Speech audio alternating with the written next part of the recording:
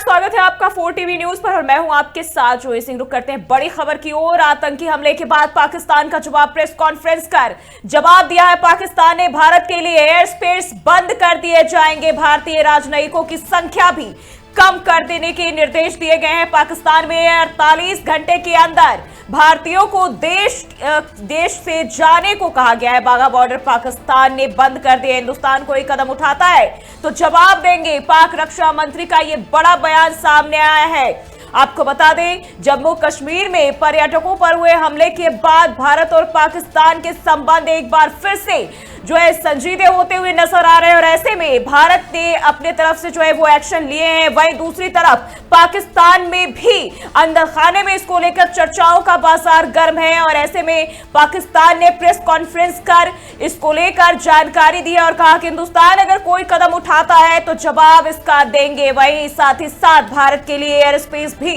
बंद कर देने का ऐलान किया गया है। साथ ही भारतीय राजनयिकों की संख्या भी कम करने की बात सामने आई। 48 घंटे का वक्त दिया गया है। इसके अंदर जो भारतीय लोग वहां हैं वो मुल्क छोड़ने पर मजबूर हो गए हैं और अब एक बार फिर से जिस तरीके से देखें भारत ने सख्त एक्शन लिया और इसके बाद अब पाकिस्तान ने इसका पलटवार किया है।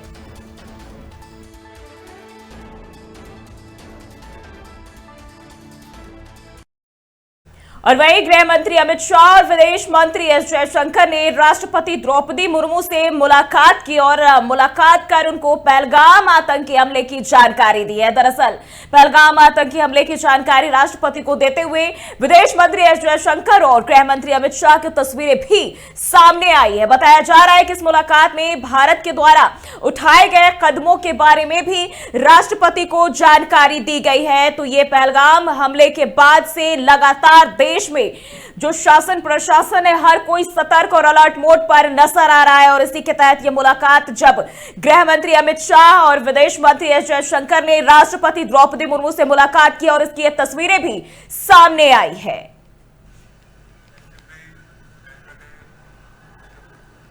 और वहीं एक और जानकारी आपको बता दें, विदेशी राजदूतों के साथ एमईए की बैठक। जर्मनी, रूस, जापान के राजदूत रहे मौजूद। अमेरिका, रूस, चीन, यूरोपीय संघ, ब्रिटेन, पोलैंड के तमाम जो राजनयिक हैं वो मौजूद रहे। वह इटली, कनाडा आदि देशों के राजनयिक के साथ ये बैठक की गई है। एमईए ने पाक राजदूत को तलब किया है। राजनयिकों को भारत छोड़ने को कहा गया है। कतर ने पर्यटकों पर हुए आतंकी हमले की कड़ी निंदा की है। तो विदेशी राजदूतों के साथ एमईए की अहम बैठक।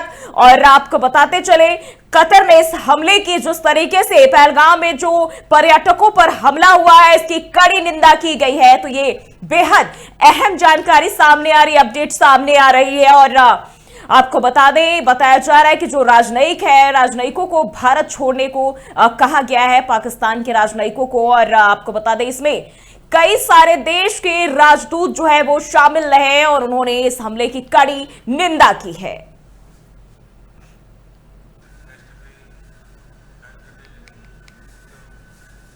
और अब बात करते हैं छत्तीसगढ़ की खबरों की ओर। रायपुर से खबर सामने आ रही है जहां छत्तीसगढ़ के मुख्यमंत्री विष्णुदेव साय ने जम्मू कश्मीर के पहलगाम में मारे गए दिनेश मिरानिया के अंतिम संस्कार में शामिल होने के बाद कहा कि पाकिस्तान के खिलाफ हमारे देश ने पहले भी कड़ा जवाब दिया है और यह जवाब आने वाले समय में और भी सख्त होगा। उन्होंने कहा कि पाकिस्तान ऐसे हमलों के बावजूद वह बाज नहीं आया और अब इसका खामियाजा पाकिस्तान को भुगतना पड़ेगा। 2 दिन का ये जो है उन्होंने कहा कि हमारा मुंबई दौरा है और दिनेश मिरानिया का अंतिम संस्कार है जिसमें हम शामिल होने पहुंचे हैं। पहले भी जब पाकिस्तान की तरफ से हमला हुआ तो हमने उन्हें मुंह तोड़ जवाब दिया, लेकिन फिर भी अपनी हरकतों से पाकिस्तान बाज नहीं आया। तो निश्चित रूप से अब इसका खामियाजा भुगतना ही पड़ेगा।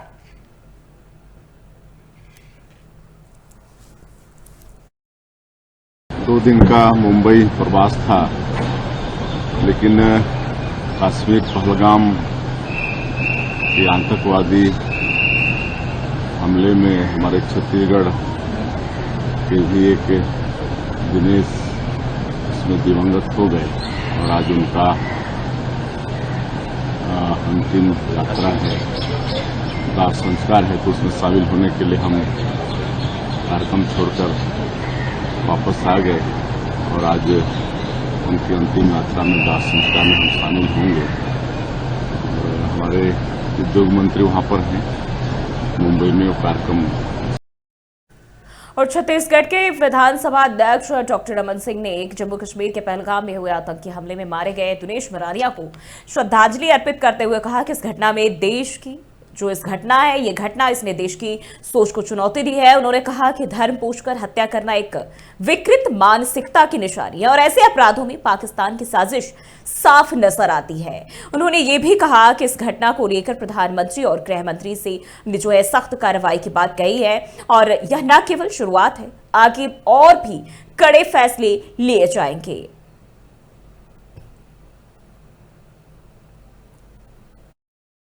एक विकृत मानसिकता है, देश को विभाजन करने के लिए जिस प्रकार की ताकत लगे हैं और पाकिस्तान के इशारे से जिस प्रकार की घटनाएं हो रही है, इसकी निंदा पूरे देश और दुनिया ने किया, उसका निंदा भी करते हैं। और प्रधानमंत्री जी और गृह मंत्री जी ने कहा है कि जिन्होंने भी इस घटना में लिप्ता है या जो इनके पीछे है, इन सब के ऊपर कड़ी से कड़ी कार्रवाई करेंगे। और पूरे देश चाहता है कि कठोरतापूर्वक ऐसे असामाजिक तत्वों को, उग्रवादियों को, आतंकवादियों को देश में समाप्त किया जाए, जिस दिशा में आगे बढ़ रहा है। ये शहादत, ये शहीद जो हुए हैं, ये बेकार नहीं जाएगा, पूरे देश इनके साथ है। एक विकृत मानसिकता है।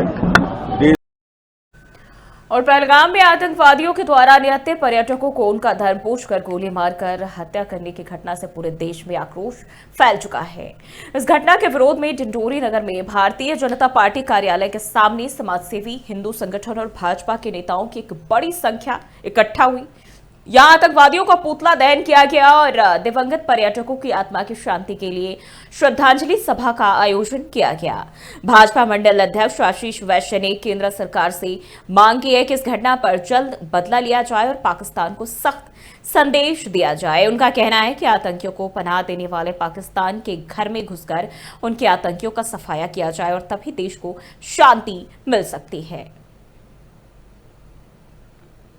जम्मू कश्मीर के पहलगाम पर्यटन स्थल पर जिस प्रकार से आतंकवादियों के द्वारा हिंदू शब्द पूछ कर हिंदू लोगों का निर्मम हत्या की गई है, उसके विरोध में भारतीय जनता पार्टी एवं सामाजिक सभी संगठन के लोगों के द्वारा यहां पुतला फूंककर और श्रद्धांजलि अर्पित की गई है।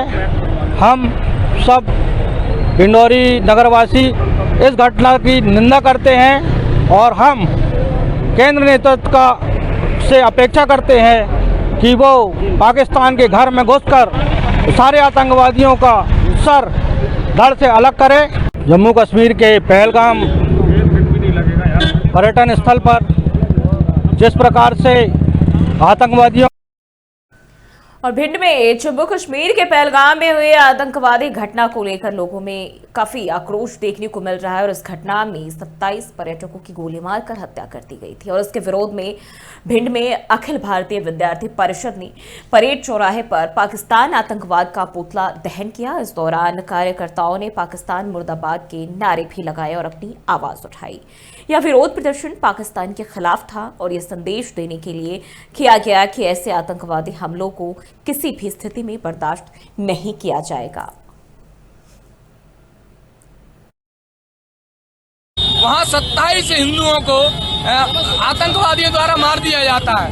कहीं ना कहीं आज विद्यार्थी परिषद इसका विरोध कर रही है, क्योंकि हमारे देखने में आता है कि कहीं ना कहीं हमेशा जब कुछ सो कॉल्ड बुद्धिजीवी कहते हैं कि जो आतंकवादी है वो कोई जाति विशेष के, वो कोई धर्म विशेष के नहीं है, लेकिन हमारे ध्यान में आता है कि हर बार ऐसी घटनाएं होती हैं जिसमें मरने वाला भी जाति विशेष का होता है और मारने वाला भी जाति विशेष का होता है। तो उनमें सो कॉल्ड बुद्धिजीवियों से कहना चाहूंगा कि ये जो कल घटना हुई है भारत के अंदर, कश्मीर के अंदर, वह इस बात का जीता जागता उदाहरण है कि एक जाति विशेष के द्वारा हमारे जो देश के धर्म के लोगों के साथ में जो अत्याचार हो रहा है, जो निर्मम हत्या हो रही है, उसका विद्यार्थी परिषद लगातार कड़े शब्दों में विरोध कर रही है और सजग कर रही है कि अगर आप ऐसे ही जाति, धर्म और जाति। और रायपुर में मुस्लिम समाज की युवा शाखा आरएचएस हुसैनी सेना द्वारा पहलगाम हत्याकांड के विरोध में एक प्रमुख विरोध प्रदर्शन किया गया और इस प्रदर्शन में आतंकवादियों का पुतला दहन किया गया। मृतकों को श्रद्धांजलि अर्पित करते हुए राजीव गांधी चौक पर मोमबत्तियां जलाकर शोक जताया गया। जिला अध्यक्ष मोहम्मद आमिर, शहर अध्यक्ष मोहम्मद सुफी और वैस और अन्य नेताओं ने इस घटना की कड़ी निंदा की है। उन्होंने कहा है कि पहलगाम हत्याकांड देश को झकझोर देने वाली घटना है और इसके विरोध में यह प्रदर्शन किया गया है। इसके साथ ही उन्होंने भारत सरकार से मांग की है कि ऐसे आतंकवादियों को पकड़कर सख्त से सख्त सजा दी जाए।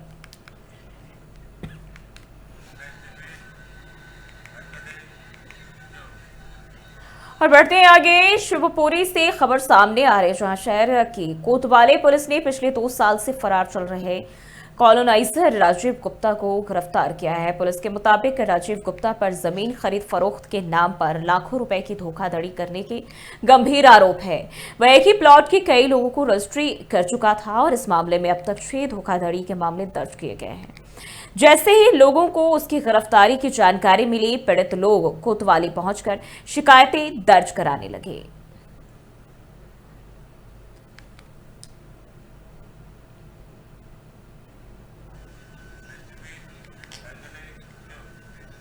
बढ़ते आगे, मंदसौर से खबर सामने आ रही है जहां शहर के संजीत रोड पर स्थित सिल्वर स्प्रिंग, सम्यक डायमंड और जिनेंद्र विहार कॉलोनियों के पास एक नई शराब दुकान खोले जाने की खबर से क्षेत्र में हड़कंप मच गया। बताया जा रहा है कि यह दुकान रातों रात खोले जाने की तैयारी में थी, जिससे नाराज कॉलोनी वासियों ने संजीत रोड को जाम कर दिया। और जानकारी के अनुसार सिल्वर स्प्रिंग कॉलोनी के बाहर शराब की दुकान का निर्माण कार्य जारी है और जैसे ही इलाके के लोगों को इसकी जानकारी मिली, उन्होंने इसको लेकर विरोध प्रदर्शन शुरू कर दिया। उनका कहना है कि रिहायशी इलाकों में शराब की दुकानें खोली नहीं जानी चाहिए क्योंकि इससे जो है बच्चों और महिलाओं की सुरक्षा पर सवाल उठते हैं और सामाजिक वातावरण भी खराब होता है। कॉलोनी वासियों ने प्रशासन से मांग की है कि इस दुकान को जल्द से जल्द बंद किया जाए और इस तरह के निर्माण कार्यों पर रोक लगाई जाए।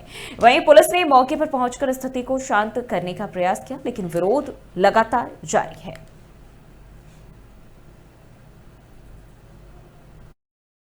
हमारे कॉलोनी में छोटे छोटे बच्चे वगैरह रहते हैं, तो हम चाहते हैं कि यहाँ का ठेका नहीं खुले। कितनी देर से ये अभी हमने 10-15 मिनट से धरना दिया है, अभी आप लोग आए हैं और कोई हमारी सुन नहीं रहा है। मतलब जगह खेड़ी में भी ठेका है शराब का, तब भी वो लोग पी के इधर तक आते हैं। और जब हमारी कॉलोनी के सामने खुलेगा तो फिर हम मतलब कैसे रहेंगे। हम नाइट ड्यूटी जाते हैं, लेडीज से अकेली घर में रहती है, उनको अपना काम खुद करना होता है, तो वो ऐसे में कैसे काम करेगी। इसका मुख्य कारण एक ही मात्र ये है कि ये रिहायशी इलाका है और ये जो पीछे खेत आप देख रहे हैं, इस खेत में दुकान खोलने के लिए प्रावधान किया गया है और मटेरियल डाल दिया गया था। जैसे ही इस कॉलोनी के और रहवासी कॉलोनियों के आसपास के कॉलोनी वालों को पता चला कि यहाँ पर शराब का ठेका खुलने वाला है, तो सब में भयंकर जन आक्रोश था और उस जन आक्रोश के परिणाम स्वरूप यहाँ पर सब एकत्रित हुए कि भाई हम एक ज्ञापन देंगे।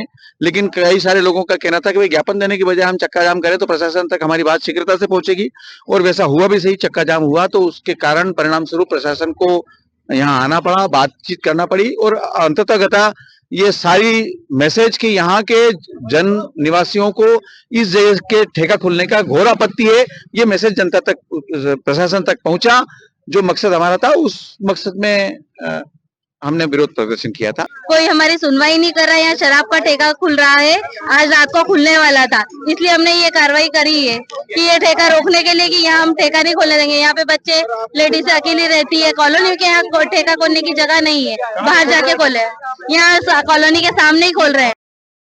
बढ़ते आगे, शिवपुरी से खबर सामने आ रही है जहां खनिया थाना तहसील के बीईओ कार्यालय में एक बड़ा वित्तीय घोटाला सामने आया है। जांच में ये बात पता चला है कि यहाँ के कुछ कर्मचारियों ने संगठित तरीके से सरकारी फंड से 1 करोड़ रुपए से अधिक की राशि अपने परिजनों के खातों में ट्रांसफर कर दी।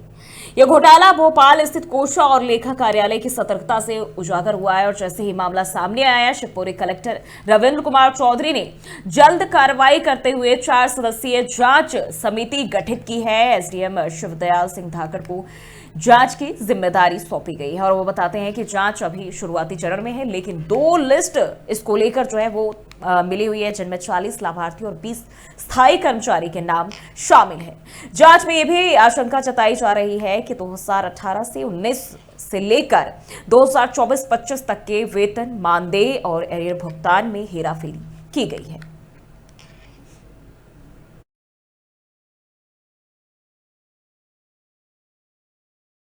शिक्षा विभाग में ही नहीं, यहाँ पर हर विभाग में घोटाला हुआ है। और मैं जैसे ही विधायक बना था, सबसे पहले विधानसभा में मैं बोला भी था कि पिछोर की शिक्षा विभाग के बारे में तो सबसे ज़्यादा बोला था कि फर्जी मार्कशीटों पे जाने कितने कितने घोटाले हुए हैं शिक्षा विभाग में, इनको उजागर किया जाएगा। और इसमें मैं उजागर में लगा हुआ हूँ, और मैं ऐसे एक नहीं, हर विभाग के घोटालों को उजागर करवाऊंगा। मैं सबकी विधानसभा में क्वेश्चन उठाऊंगा और सबकी शिकायत करके सबको उठाऊंगा, क्योंकि 30 साल जो घोटाले हुए हैं सामने तो आए, इनने अरबों करोड़ों अरबों रुपए के घोटाले किए हैं। और नहर का आपको पता पड़ ही गया होगा कैसे कैसे घोटाले किए हैं। सौरभ शर्मा का पता पड़ गया होगा ये पैसा कहाँ से आया है। तो ये घोटालों से तो ये पैसा पहुँचाया पूरा, जितना भी एक जगह इकट्ठा हुआ है। तो आप निश्चिंत रहिए, मैं हर विभाग का घोटाला निकलवाएंगे। मुझे 30 साल का पिछोर विधानसभा का हिसाब चाहिए। ये आयुक्त कोष एवं लेखा से विकासखंड शिक्षा अधिकारी खनियादाना में कपटपूर्ण भुगतान की जानकारी कलेक्टर महोदय को प्राप्त हुई। कलेक्टर महोदय द्वारा हम लोगों का एक दल गठित किया है, तो हम लोगों ने अभी जांच प्रारंभ की है। आज दूसरा दिन है और बिलों को हम लोग मिलान कर रहे हैं।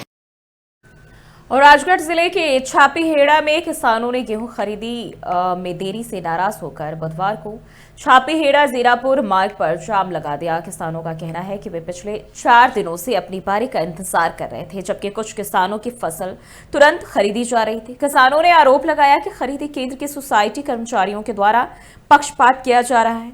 किसानों का कहना था कि इस देरी के कारण उन्हें ट्रैक्टरों का अतिरिक्त किराया भी देना पड़ रहा है और वे 30 से 35 किलोमीटर दूर से आए हुए हैं। जाम की सूचना मिलते ही छापीहेड़ा पुलिस और जीरापुर नायब तहसीलदार रामनिवास धाकड़ मौके पर पहुंचे और अधिकारियों ने किसानों से बातचीत कर खरीदी प्रक्रिया को जल्द शुरू करने का आश्वासन दिया और 1 घंटे में बारदान की आपूर्ति होने की जानकारी दी। इसके बाद किसानों ने जाम खोल दिया।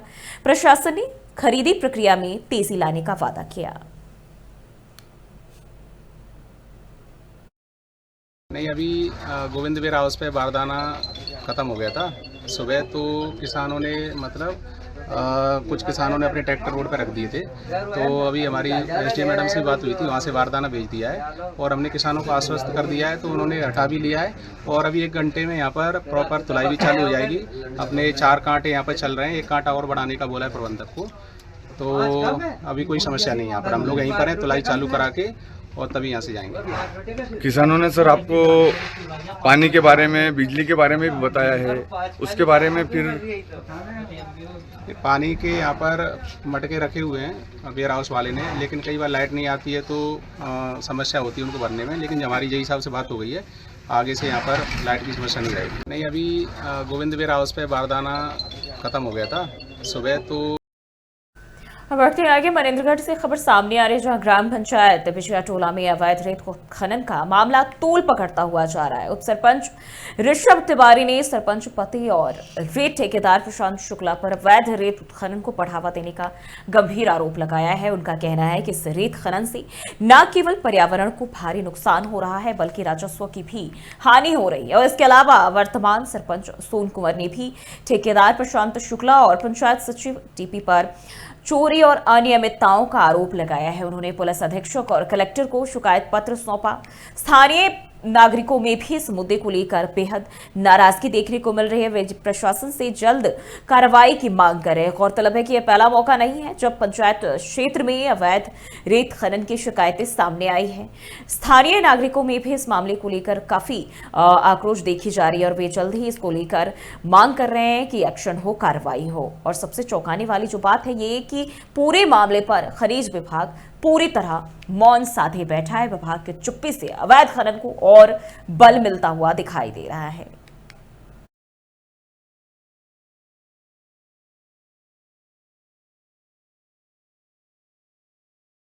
बढ़ते आगे, भिंड जिले में पुलिस की बड़ी कार्रवाई देखने को मिली है। पुलिस अधीक्षक डॉक्टर असित यादव के निर्देशन और लाहार एसडीओपी के मार्गदर्शन में लाहार थाना की पुलिस टीम ने मुखबिर की सूचना पर एक व्यक्ति को अवैध कट्टा और जिंदा राउंड के साथ गिरफ्तार किया है। यह घटना पठान बाबा की मसार के पास गढ़ी वार्ड नंबर 6 लाहार में हुई।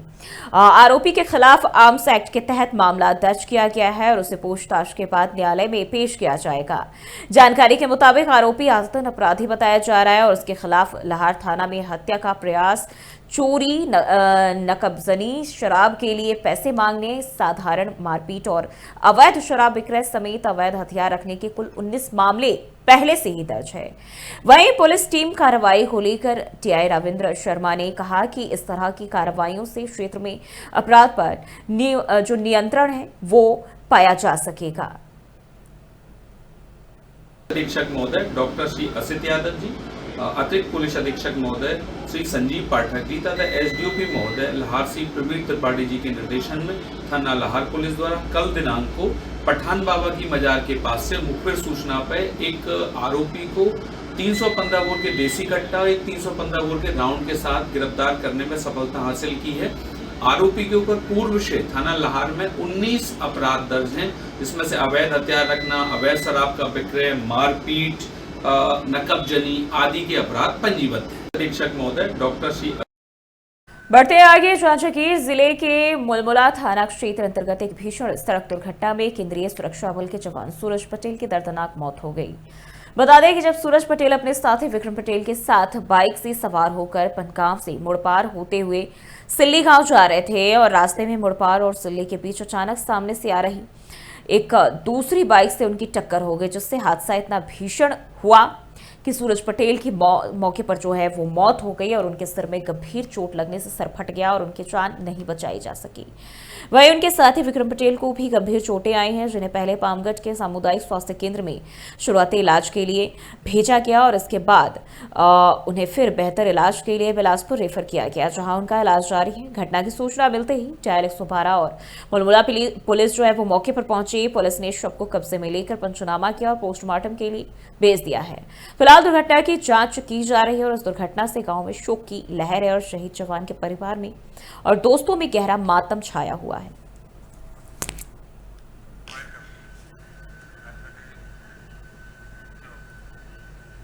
इस बुलेटिन में फिलहाल के लिए बस इतना ही। देश और दुनिया की तमाम खबरों के लिए देखते रहिए 4TV न्यूज़।